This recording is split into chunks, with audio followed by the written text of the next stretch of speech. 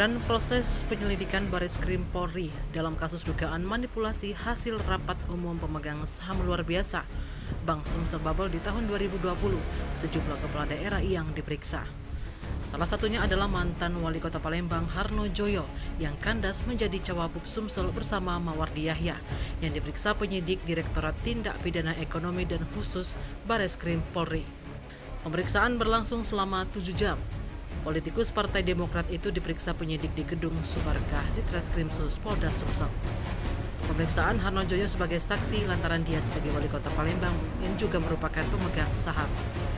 Tak sendiri, penyidik juga memeriksa sejumlah kepala daerah yang memegang saham Bank Sumsel Bubble dan direksi, komisaris, pejabat dan staf Bank Sumsel Bubble, mantan staf sus Gubernur Sumsel bidang keuangan dan perbankan.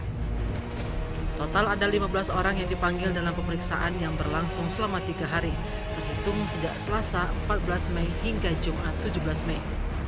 Tak terkecuali terpidana kasus korupsi penerima hadiah Pegadaan Barang dan Jasa Infrastruktur Dinas PUPR tahun anggaran 2021, mantan Bupati Musi Banyu Asin Dodi Reza Alik Nurdin turut akan diperiksa. Meski begitu, penyidik masih mempertimbangkan memeriksa terhadap anak dari Alik Nurdin itu, mengingat dia menjalani hukumannya di Lapas Sukamiskin. Tim Liputan Sumsel Update TV melaporkan.